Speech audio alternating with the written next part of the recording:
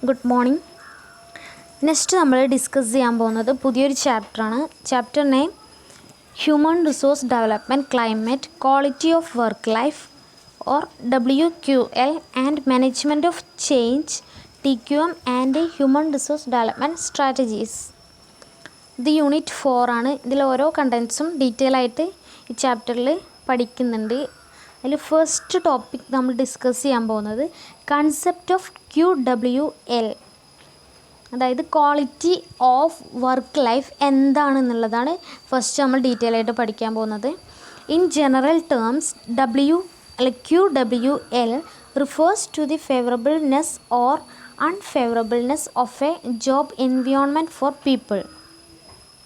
അതായത് general ടേംസിൽ QWL എന്താണെന്ന് വെച്ചാൽ എന്താണ് ഫേവറബിൾ ആയിട്ടുള്ള കാര്യങ്ങളും അല്ലെങ്കിൽ അൺഫേവറബിൾ ആയിട്ടുള്ള കാര്യങ്ങളും ഒരു ജോബ് എൻവയോൺമെൻറ്റ് ഒരു പീപ്പിൾസിന് ഫേവറബിൾ ആയിട്ടുള്ളതും അൺഫേവറബിളായിട്ടുള്ള കാര്യങ്ങൾ എന്താണ്, ആ തൊഴിൽ അന്തരീക്ഷത്തിൽ അവർക്ക് അനുകൂലമായിട്ടുള്ളത് അതുപോലെ അനുകൂലമല്ലാത്ത പ്രതികൂലമായിട്ടുള്ള കാര്യങ്ങൾ എന്താണെന്നുള്ളതാണ് ഈ QWL പറയുന്നത്. ക്വാളിറ്റി ഓഫ് വർക്ക് ലൈഫ് എന്ന് പറഞ്ഞാൽ നമുക്കറിയാലോ വർക്ക് ലൈഫ് എങ്ങനെയാണ് എംപ്ലോയീസ് ഓരോ ഓർഗനൈസേഷനിൽ വർക്ക് ചെയ്യുന്നത്. അപ്പോൾ ആ വർക്ക് ലൈഫിൽ എങ്ങനെയായിരിക്കും അവർക്ക് ഫേവറബിൾ ആയിട്ടുള്ളത്, അൺഫേവറബിൾ ആയിട്ടുള്ള എങ്ങനെയായിരിക്കും ആ വർക്ക് എൻവയോൺമെൻറ്റിൻ്റെ ഉള്ളിൽ, അതിനാണ് നമ്മൾ QWL എന്ന് പറയുന്നത് അല്ലെങ്കിൽ ക്വാളിറ്റി ഓഫ് വർക്ക് ലൈഫ് എന്ന് പറയുന്നത്.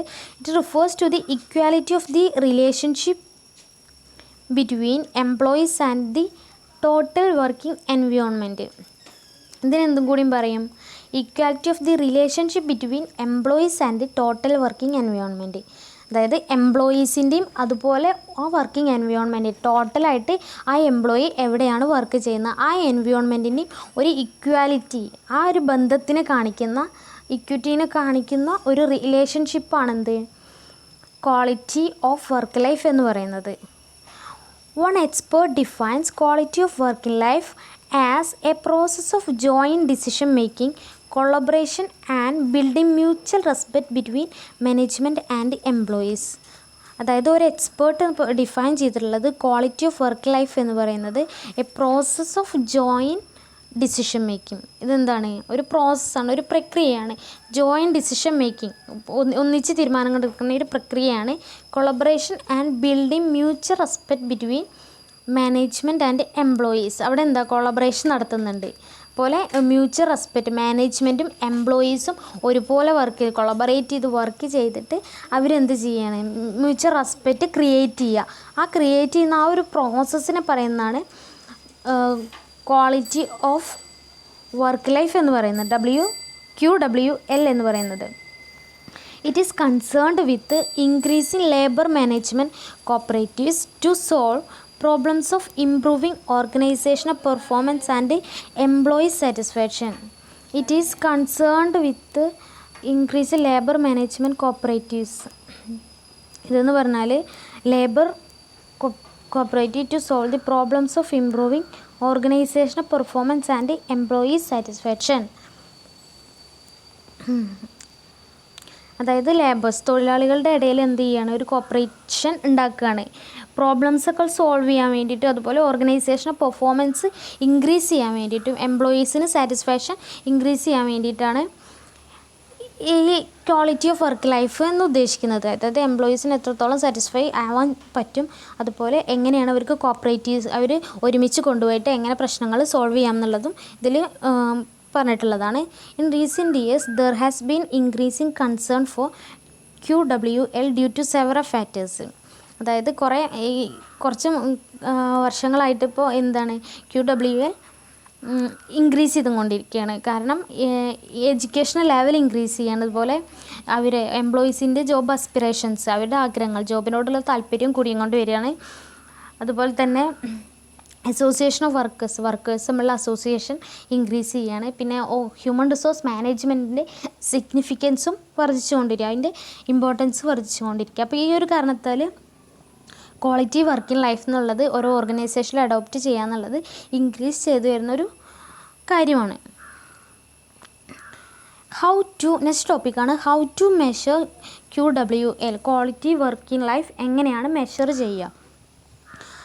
അതിന് 5 വഴികളാണ് പറയുന്നത്. First, job involvement. ജോബ് ഇൻവോൾവ്മെൻറ്റിലൂടെ നമുക്ക് ക്വാളിറ്റി വർക്കിംഗ് ലൈഫ് മെഷർ ചെയ്യാൻ പറ്റും. It represents the degree of an individual certification with or ego involvement in the job. അതായത് ഒരു ജോബിൽ ഒരു എംപ്ലോയി അല്ലെങ്കിൽ ഓരോ ഇൻഡിവിജ്വൽസും എങ്ങനെയാണ് ആ ജോബിൽ വർക്ക് ചെയ്യുന്നത്, അല്ലെങ്കിൽ അയാളുടെ ഇൻവോൾവ്മെൻറ്റ് എങ്ങനെയാണ്, ആ ജോബ് ഇൻവോൾവ്മെൻറ്റ് എങ്ങനെയാണ്, അതിൽ ഈഗോ ആയിട്ട് അയാൾ എത്രത്തോളം ആ വർക്കിൽ നല്ല രീതിയിൽ പോകുന്നുണ്ട്, അയാളുടെ ജോലിയെ ഈഗോ എങ്ങനെയാണ് കാണുന്നത്, അതുപോലെ ഓരോ വ്യക്തികളുടെയും ജീവിതത്തിന് കൂടുതൽ കേന്ദ്രീകൃതമായ ജോലി അതിലെ ഇടപെടലാണ്.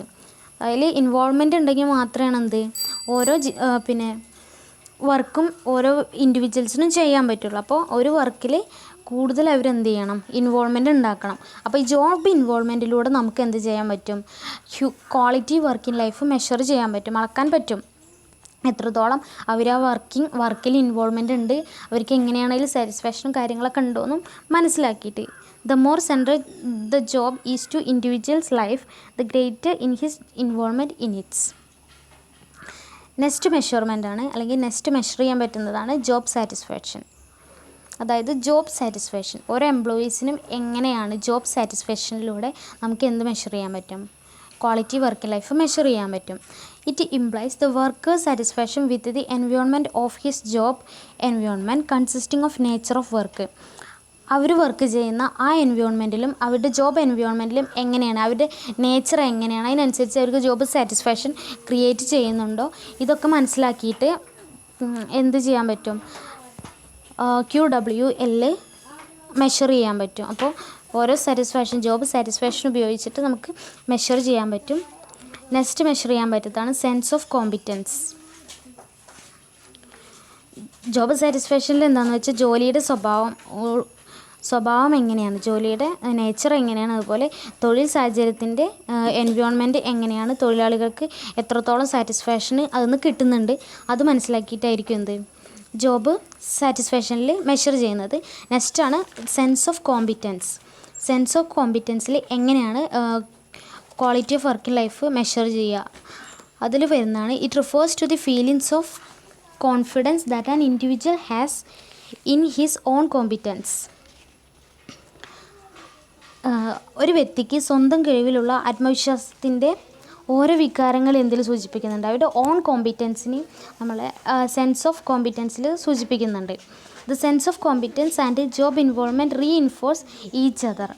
അതായത് സെൻസ് ഓഫ് കോമ്പിറ്റൻസും അതുപോലെ ജോബ് ഇൻവോൾവ്മെൻറ്റ്, ജോബിലുള്ള ഒരു പങ്കാളിത്തവും പരസ്പരം ശക്തിപ്പെടുത്തുന്നുണ്ട്. അപ്പോൾ ഇത് മനസ്സിലാക്കിയിട്ട് ജോബ് ഇൻവോൾവ്മെൻറ്റും സെൻസ് ഓഫ് കോമ്പിറ്റൻസ് മനസ്സിലാക്കിയിട്ട്, അല്ലെങ്കിൽ എത്രത്തോളം അവർ അവരുടെ പെർഫോമൻസ് ഇൻക്രീസ് ചെയ്യുന്നുണ്ട്, എത്രത്തോളം അവർ അവരുടെ കഴിവിൽ വിശ്വസിക്കുന്നുണ്ട്, അതിനനുസരിച്ച് നമുക്ക് ക്വാളിറ്റി വർക്കിംഗ് ലൈഫ് മെഷർ ചെയ്യാൻ പറ്റും. പിന്നെ വരുന്നതാണ് job performances. When an individual's job involvement, job satisfaction and sense of competences increase, there is a rise in job performance. അതായത് ജോബ് ഇൻവോൾവ്മെൻറ്റും അതുപോലെ ജോബ് സാറ്റിസ്ഫാക്ഷനും ജോബ് കോമ്പിറ്റൻസൊക്കെ ഇൻക്രീസ് ചെയ്യുമ്പോൾ എന്തായാലും നമുക്ക് എന്ത് ഇൻക്രീസ് ചെയ്യും, ജോബ് പെർഫോമൻസ് ഇൻക്രീസ് ചെയ്യും. അങ്ങനെ ജോബ് പെർഫോമൻസ് ഇൻക്രീസ് ചെയ്യുമ്പോഴും quality of working life measure ചെയ്യാൻ പറ്റും. ലാസ്റ്റ് പറയുന്നതാണ് പ്രൊഡക്ടിവിറ്റി.